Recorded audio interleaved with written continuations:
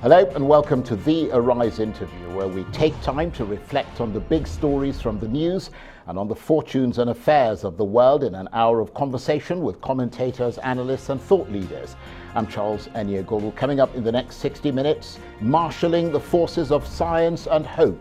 In the United States, Joe Biden's team is pushing ahead with preparations to take office in January, making the coronavirus its immediate priority. The president-elect is also focusing on the economy, racism and climate change. But President Trump is still refusing to concede, and the General Services Administration has yet to formally confirm Mr. Biden's victory. Until it does, his transition team cannot access government funds or communicate with federal agencies. So how much could that delay hinder the president-elect's efforts? We'll speak to a senior Democrat who helped the Biden campaign win the black vote, and to a Republican strategist. And later, the fighting in Ethiopia that's hurtling towards a fully fledged civil war. But the Ethiopian leader, Abiy Ahmed, defends the government's military operation in the northern region of Tigray in the face of growing concern that the country is fast descending into chaos. As the leader of the besieged Tigray region calls on the African Union to intervene urgently, we ask, is Ethiopia spiraling relentlessly, implacably towards a cruel civil war? We'll speak with an African affairs analyst who's been tracking developments in the Horn of Africa. Coming up.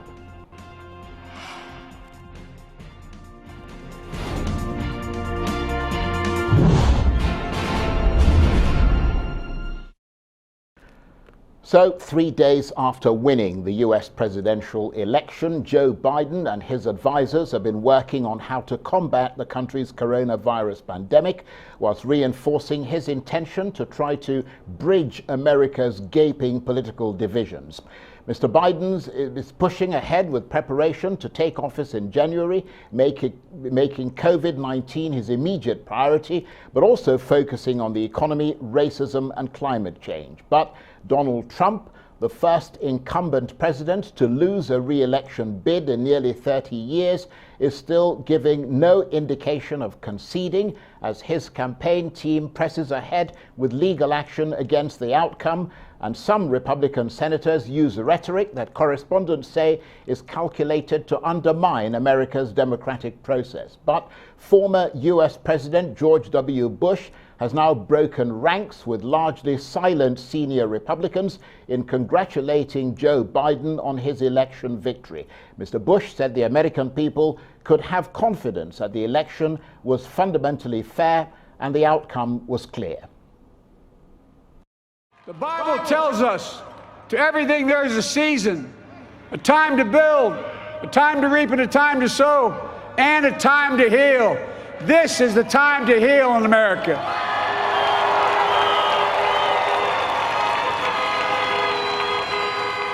Now this campaign is over. What is the will of the people? What is our mandate? I believe it's this. Americans have called upon us to marshal the forces of decency, the forces of fairness, to marshal the forces of science and the forces of hope in the great battles of our time.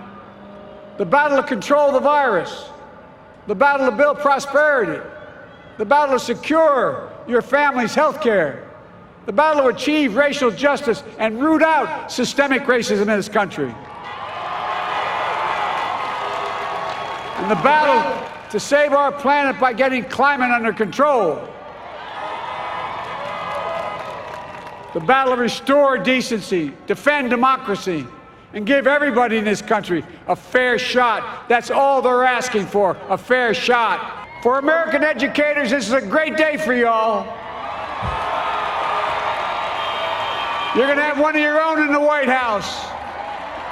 And Jill's going to make a great First Lady. I'm so proud of her. Joe Biden. Well, for her assessment of the outcome of the US election and what's happened subsequently since Joe Biden became president-elect, I'm joined now from Washington, D.C. by the lawyer, founder and chair of Women of Color for Biden, Reta Jo Lewis, who is also the former special representative for global intergovernmental affairs at the US State Department and a former candidate for mayor of the District of Columbia. Thank you ever so much for joining us. That's quite a long CV you've got there, and that's not even half the story. But let me thank you again for joining us. A bit of a roller coaster ride in America, if you ask me, over the last few weeks. Your reaction to what's been happening there? You know what? First of all, Charles, thank you very much for giving me the opportunity to be on the rise this morning. It's such an exciting time to be an American and an exciting time to be in America.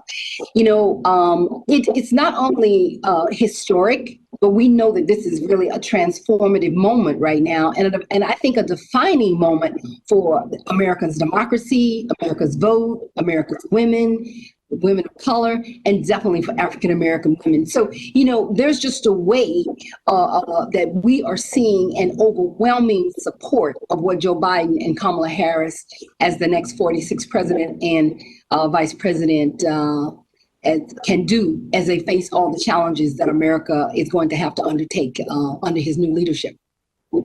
And we're going to talk a bit more about Kamala Harris later in the program with you. But part of Mr. Biden's strategy, I suppose, was allowing surrogates and, you know, people who were cooperating with him, like yourself, to really work their connections. I mean, he allowed Kamala Harris, for example, to play a major role. Her voice and the voices of so many others, I mean, like yourself, working for and with him, were able to build the circuits, if you like. And so, in a sense, it became almost Trump versus the people rather than, you know, versus Biden. Well, you know what, let's talk about the people. I was very fortunate in the last cycle when we founded and served as national chair in the last presidential cycle for Women of Color. Our coalition is really made up of so many voices. Of 60% is African American women and 40% is non-white Americans, of Asians, Latinas, Indian Americans, Native Americans. And the people came together, I believe, in all forms of coalitions.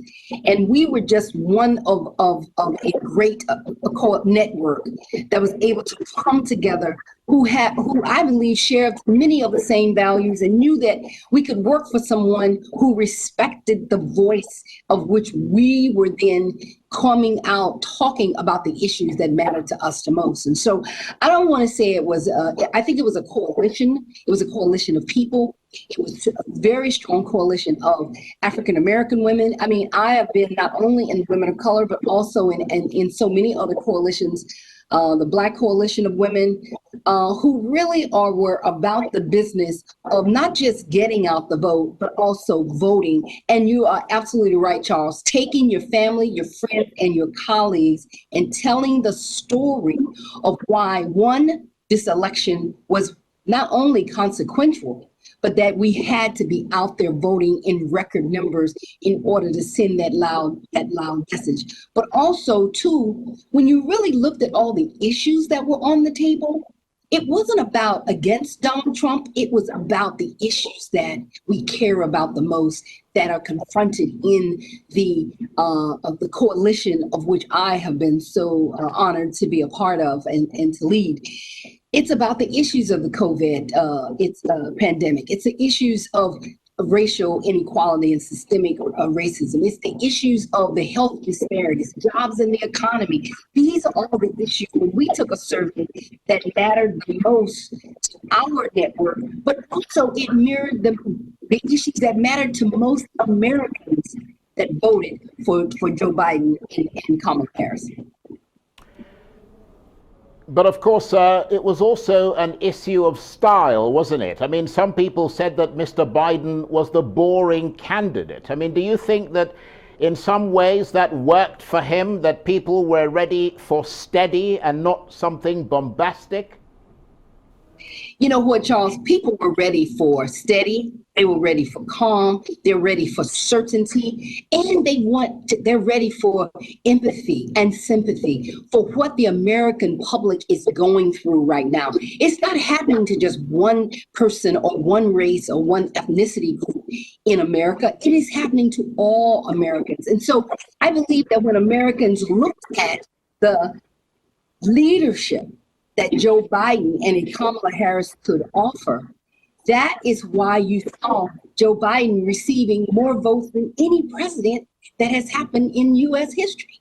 When you have about 75 almost million Americans come out to vote and cast that ballot for you, that to me tells a very powerful story. And I mean, as you and I know, this election has exposed deep divisions at the heart of American society. How much was race a key source of that division? You know what? Absolutely. It was at the top of mind of all Americans, not just African Americans or Black Americans or people of color. But we saw even, I think, in a survey that we did in terms of women of color, that racial inequality and systemic racism and the ability to fight and to put forth legislation and executive orders and policies that would speak and address those issues, that came number one. When you looked at the exit polling data that came out from all of the news media, it was saying the same thing, that all of Americans were saying that was an issue that was at the top of mind. The other top of mind, of course, is what Vice President Biden, now President-elect Biden, is confronting today, is the global challenge of COVID, of ending this pandemic and getting it under control. So COVID-19, we are in an era right now where leadership about how to arrest this, how to get past this, how to make sure that America is prepared and ready to go back to work is it was at the two, I would say those two were 1 and 2. They were battling it out for 1 and 2 of what was the most important, because one, you can't do one without the other, as well as the jobs and the economy about putting people back to work. And I mean, when we talk about these divisions in America, is it that all groups are divided in half, or is it really that primarily the vast majority of Trump supporters are white and people of color are on the other side of that divide? Well, I mean, we can't deny that he did get he got votes from African Americans, men and women. He got votes from a large portion of Hispanic Americans, Cuban Americans. I mean, other non-Latino voters. You can't deny that he got a vote on that side. What I think what it shows is that people were voting their values. They wanted to vote for someone who respected who they were, that they knew that they would be listening to them and coming up with policies and programs and legislation that would help them meet the challenges and get past them in their daily lives. It didn't matter whether, I believe the minority community, the Black community, people of color, women of color, and women and people, period, we're just looking for someone to say, look, if we've got these big issues where there are disparities about race in the disproportionate of who's not only getting sick, but who are also unfortunately dying from this disease, we need to be able to do something about that. They look to that leadership of what I believe in Joe Biden's programming around his Build Back Better plan that he put forth of how he wanted to do. I mean, I think you're seeing today, he's saying the number one issue for a new administration in this global challenge that all of us are facing around the world is to get this pandemic in America under control. And so I believe that when you look at those kinds of issues, when you look at the fact that 40% of minority businesses are out of business right now because of this COVID era we're in, it is so right. I think when people looked at the plan that Joe Biden put forth in his Build Back Better plan, he talked about the fact of what okay, look, I'm really sorry to interrupt you, Reta Jo Lewis. We're going to come back to you in a minute, but we must take a break. You're watching the Arise interview. Plenty more still ahead. Stay with us.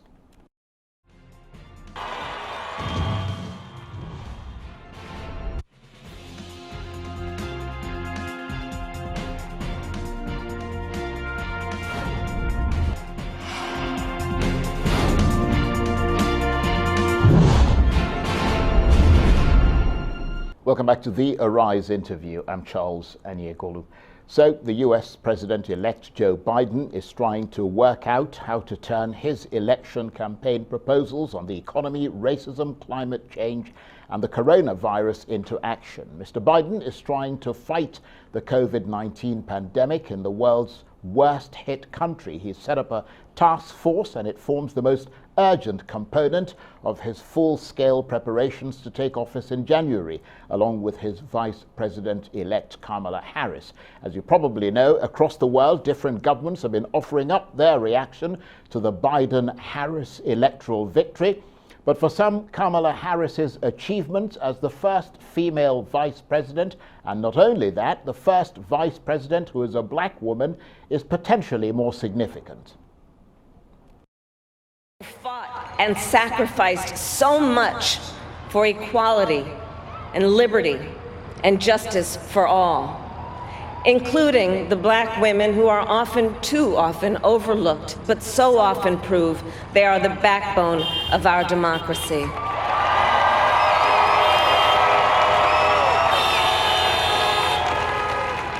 All the women who have worked to secure and protect the right to vote for over a century, 100 years ago with the 19th Amendment, 55 years ago with the Voting Rights Act, and now in 2020 with a new generation of women in our country who cast their ballots and continued the fight for their fundamental right to vote and be heard.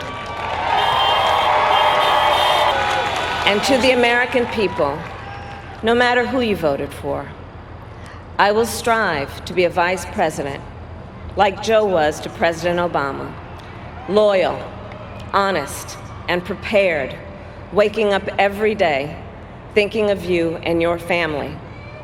Because now is when the real work begins, the hard work, the necessary work, the good work, the essential work to save lives and beat this epidemic, to rebuild our economy so it works for working people, to root out systemic racism in our justice system and society, to combat the climate crisis, to unite our country and heal the soul of our nation. The American Vice President-elect, Kamala Harris there. And with me from Washington, D.C., the lawyer, founder and chair of Women of Color for Biden, Reta Lewis, who is also the former special representative for global intergovernmental affairs at the U.S. State Department and a former candidate for mayor of the District of Columbia. Thank you very much indeed for staying with us. And we saw Kamala Harris there. How significant is it, do you think, that she will be the next vice president? Because, I mean, she's not just the first woman, she's the first African American, the first black woman, the first Asian woman. I mean, there are so many firsts wrapped up in there, which allows people of different shades to see themselves in this process. Absolutely, Charles. I mean, first of all, Vice President-elect Harris said she's the first, but she does not want to be the last. And it was such an overwhelming feeling to see of joy, to see an African-American woman and a woman of color is going to be serving in the White House alongside the partner that selected her, Joe Biden. It's significant with all the things that she said. When you think about when she walked out on that stage in that white, you knew that she embodied not just the suffragette movement of giving women the right to vote 100 years ago, but also we're at a defining moment where Black women and Black people was extended their rights, and we're celebrating that. And so in this election, in this season in 2020, so when you hear her call out those names, you understand that someone like myself who have done so many presidentials, you understood the significance of what she was saying in a new body politics of where Black women and Black people and people of color are entering into to help be there to solve a lot of the global challenges that this next administration is going to be faced with. And is it also significant and important because Black women, who are the Democratic Party's most loyal supporters, demanded that this happen? So this is a sort of demonstration of the power that they're coming into in the party itself. Having been involved with the party over 20 years, it was just exciting to see that this nominee, as in Joe Biden, was listening as well as he was learning and understanding where was the power of the vote, the power of the vote that could form this new coalition that I believe that the vice president put together in terms of independents and younger voters and Black people and Black men and Black women and people of color and Hispanics and Asians and Indian Americans and all. That was that power that Black women, I believe, stepped into in this electorate to say, as the backbone of this party and as someone who has been calm and steady as a voter, here were candidates that he could select from that had the experience and the qualifications as a Kamala Harris has shown us that she has in order to be this next vice president. And when he went to make that selection, she came out on top. And just moving away slightly from Kamala Harris to Joe Biden, of course, by default herself as well, because she is part of the team. I mean, on those key domestic issues that are going to come up when Joe Biden finally becomes president, issues such as healthcare, climate change, do you envisage a lot of difficulty in getting that kind of legislation over the finish line? Because obviously you need Congress to do it, and he doesn't appear to have Congress. Yes. Well, you know what? Right now, until we have a divided Congress, the Senate is in limbo. But, I think we can rest assured that there is someone like a Joe Biden who has served in the Senate, someone like Kamala Harris who served in the Senate. You have a president-elect and a vice president-elect who understand where those wheels of power are turning in our halls of Congress and want to reach out also within our own party as well as on the other side to work in a bipartisan way. I think Joe Biden said it last night very eloquently on last night and every night that he has come out on that stage as well as she did. We're going to have to have some serious collaboration. We're going to have some serious cooperation. And then he is looking at ways that he would be able to use the power of the presidency to move forward on the issues that Americans want to see get solved so that we can all get back to work. And in terms of the Democratic Party itself and its supporters, I mean, how will he strike that political balance between appealing to that centrist voting constituency that switched and gave him the presidency and reassuring the progressive base, which he which has played such a big role in re-energizing the Democratic Party, which we saw, of course, with Bernie Sanders' campaign? I think you hit it out. I think you hit it right on the head. It is called balance. It is called reaching out. It is called being aggressive and proactive, not reactive. We understand as a party that we do not all think alike. I mean, all communities within the Democratic Party, none of us are operate in a monolithic way. And so that's why I think it's so encouraging and why people were voting overwhelmingly in that new leadership of what Joe Biden and a Kamala Harris could bring to the table of someone who wants to listen, someone who wants to learn, someone who will evolve, and to be able to bring all parties to the table. We can't solve these issues alone, just like we can't solve the global challenges alone. And I believe that they're going to be willing to do that kind of outreach work and to achieve that kind of balance, because it is the American people that have to be the beneficiaries first of what Joe Biden and Kamala Harris have to do, because at the end of the day, that's who gave them the vote. Well, absolutely. We've got less than a minute left, and I appreciate your staying with us. You were part of the Obama transition team. Just give us an idea of what that entails. I was very fortunate. I've served on a couple of transitions, but the last one was definitely the first one of President Obama and Vice President Biden. And what it really entails is a lot of people coming together to do the type of work that is going to have the vice president and have the president-elect ready on day one in order to lead. And so whether it regard, I was very fortunate. For me personally, I had been a vice president and counselor at the U.S. Chamber of Commerce Harris had worked significantly as a lawyer with private sector and business. And so I was asked to lead their business effort. And we had to really, really aggressively reach out to business, but also not just big business, but also small business. I think that's what we're going to see in this this transition, how significant it's going to be about reaching out to small business. Reta Jo Lewis, I want to thank you exceedingly. Thank you ever so much. Reta Jo Lewis is founder and chair of Women of Color for Biden. She's also former special representative for global intergovernmental affairs at the U.S. State Department. Thank you ever so much. You're watching the Arise interview. Plenty more still ahead as Joe Biden pushes ahead with preparations to take office in January in spite of Donald Trump's refusal to concede. Stay.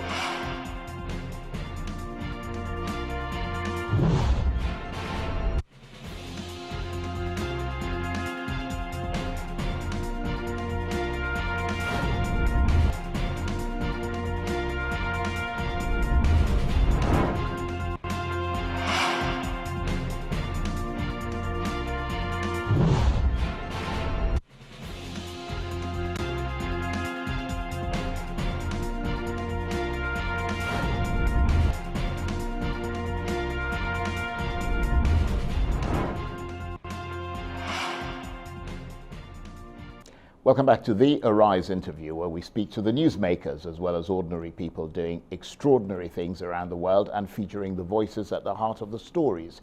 I'm Charles Anyegolu. Now, for all intents and purposes, Joe Biden is now the U.S. president-elect following his victory in the American ballot on Friday. There's been an appreciable rise in stock markets after Mr. Biden's win. Share prices rose in Europe, Japan, Australia, Hong Kong, and Shanghai, while futures trading in the main U.S. markets were also positive. But Donald Trump is giving no indication of conceding, and his campaign team is pressing ahead with legal action against the outcome.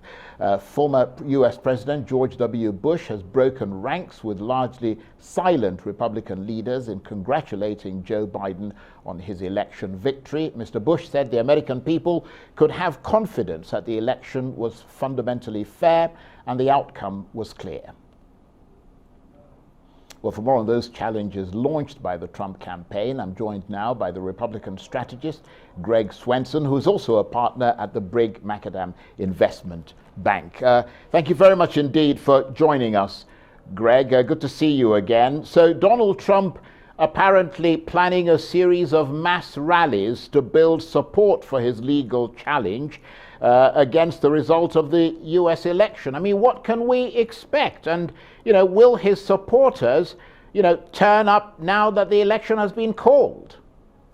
Well, I think clearly in the near term, I think these rallies are designed maybe to gather support, but also to maybe raise some money for the legal challenges. But I don't think, what the president is doing is not challenging the results. He just wants to ensure that the results are free and fair and that there's some validity to them. So, I think Vice President Biden had some good advice last Tuesday night, which was election night, which was to be patient. So, let's let the courts, decide if there's any, decide if there's any irregularities that are notable.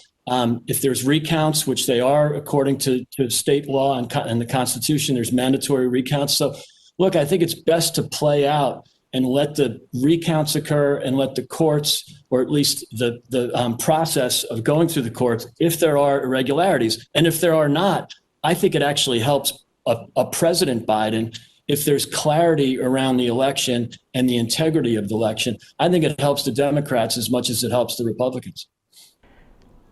Well, I would agree with you there, but of course also casting doubt on the validity and legitimacy of the election doesn't help anybody at all.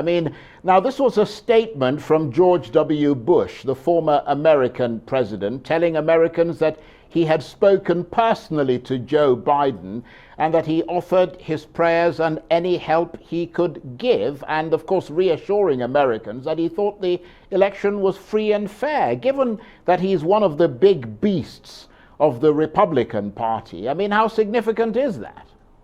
Yeah, I think look, George W. Bush is surely a gentleman and a likable person. And he's obviously got some scar tissue, or the family does, with President Trump. And I wasn't surprised that President Bush came out and made that statement. You've seen it from several other prominent, more traditional or establishment Republicans like Mitt Romney. So that doesn't surprise me. And I think what's clear is the president, we've sort of seen this movie before. In 2016, the Democrats made similar statements that the president's making and really tried to overturn the election or the results of the 2016 election from the get-go. And they spent 4 years doing it. So, look, I don't think two wrongs make a right, but I think a little perspective is important to understand why many of the president's supporters are very suspicious about conceding without making sure that everything was done cleanly. Well, you're right about that suspicion. It's certainly coming from the very top. But of course, just talking about George W. Bush on the daily running of the Republican Party and sort of agreeing with the points you made, the operations in Congress, etc. I mean, he has no bearing there, does he? So potentially he's unlikely to bring much pressure to bear on President Trump himself, with whom, as you correctly pointed out, he's never had a good relationship, and who quite clearly now only intends to plow his own furrow and would only ever concede if he thinks it's in his interest to do so. Well, I think it's in his interest. If the courts decide that everything was done correctly, or no major improprieties, I think the president would be quite happy to concede.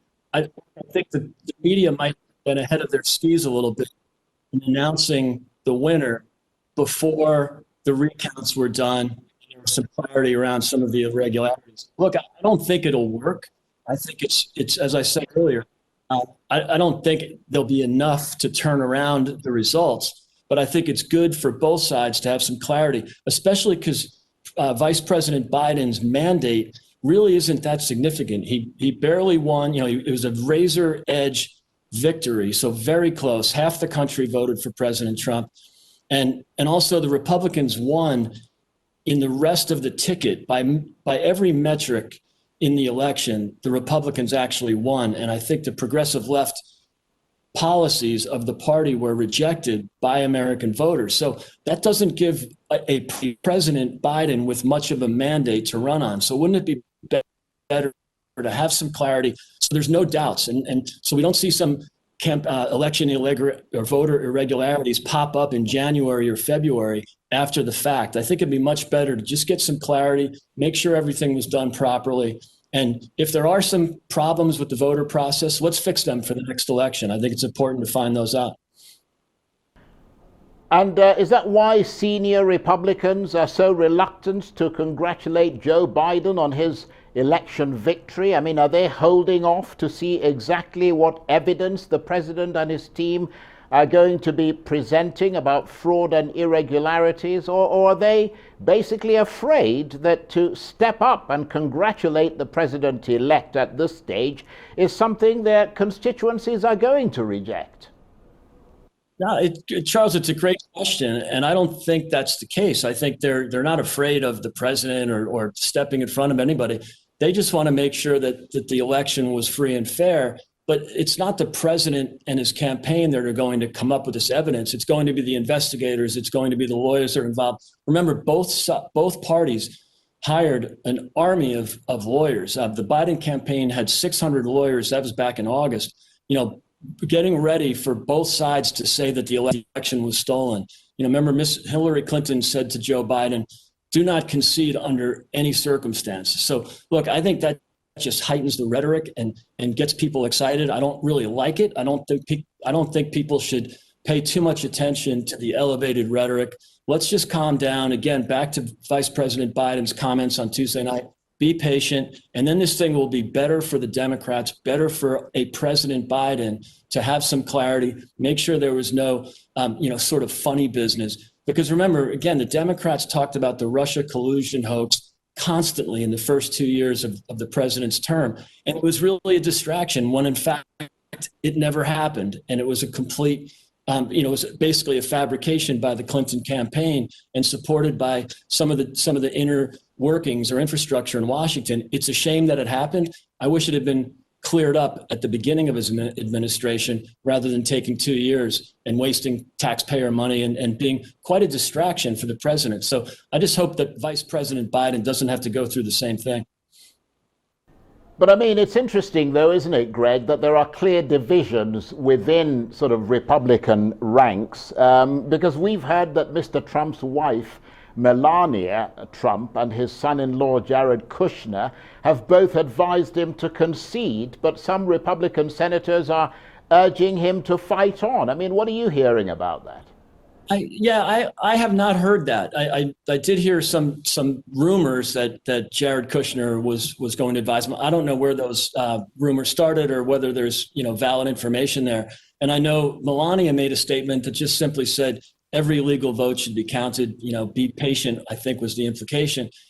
So look, I'm sure you'll see some Republicans break and break rank. I don't doubt that at all. And I actually think that even if they had enough data or evidence to support changing the outcome, I don't know that it's a good idea to do that because I think it would be so disruptive. And I go back to Richard Nixon in 1960, who conceded even though he knew that ballots were stuffed grotesquely in Chicago by Mayor Daley and his campaign people there. So, but look, in 2000, they actually did take it to the courts. Both Al Gore and George Bush had their lawyers, their legal team, take it to the courts, make sure everything was done properly, and the outcome was secure. Granted, it took 36 days, and I'd hate to see that happen again. So I don't know that this is the best way, and I think you'll see some Republicans break rank, but I would advocate or argue that there should be some clarity, because if there were really gross violations, they should be exposed now rather than later. Right. Okay. Well, let me just move you slightly away, because I know that in your role as a partner at your investment bank, you have a lot of contacts with Africa. It's an Africa sort of leaning bank. Is it fair to say that everything that's happening in America is making Africa look less and less dysfunctional politically? Yeah, it's a really interesting question, and look, democracy is not perfect, and we know that, and we're always trying to fix it, which is again why I think we should take a hard look at any irregularities and try to make sure they don't happen again. I looked to Florida again in 2000, which was very dysfunctional, and it created a bit of a crisis for 36 days. But Florida really tightened up since then. They have a really efficient and optimal voting system, and they reported on election night. They were very clear. There's been no risk of any sort of improprieties there because they've developed a really great system. I think it can be done elsewhere. I don't think some of these states were prepared for the additional mail-in ballots. They're typically these states don't have many mail-ins. They have absentee balloting, but mass mail-in voting created a really new problem, and I don't think it was addressed ahead of time. I wish it was, but look at Africa. I think Jimmy Carter has spent a lot of time there, who was a U.S. president from 77 to 81. Wasn't a particularly successful administration, but he's made a career both in home building for underprivileged families, but also for overseeing elections, and a great election overseer. And even he said 10 years ago that mass mail-ins were a bad idea.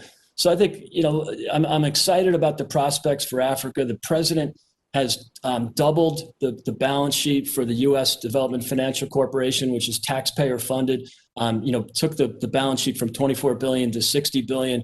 And they've made massive investments in sub-Saharan Africa.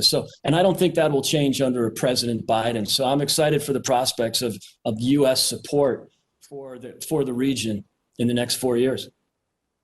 But nevertheless, just staying with the sort of electoral and political theme, can it be said that the U.S. is doing everything that Africa has been accused of? Voter suppression, threat of violence, disputed elections, electoral fraud? Yeah, that's a long list. I mean, look, as I said, democracy is not perfect. I thought the threat of violence, you saw small business people boarding up their businesses on last Sunday and Monday in anticipation of a Trump victory. That worried me. Nobody wants to see that. And fortunately, none of that occurred. And I think that's great. But the idea with democracy, if there's problems, you fix it. And maybe it takes longer in some countries, but I think the US has been at this for 240 years. And when there's a problem, we fix it. These are new challenges. I mean, obviously mail-in balloting or mail-in voting because of the pandemic is a brand new challenge. We didn't really have a need for mail-in votings before the lockdowns, before the pandemic. So look, these are challenges. I think America can handle it, and they will. Okay, on that positive note, Greg, I want to thank you very much indeed. Greg Swanson is a Republican strategist and a partner at the Brigg Macadam Investment Bank. Thank you ever so much. You're watching the Arise interview, plenty more still ahead, including as the fighting in Ethiopia hurtles towards a fully fledged civil war. We'll speak with an African affairs analyst who's been tracking developments in the Horn of Africa. Stay with us.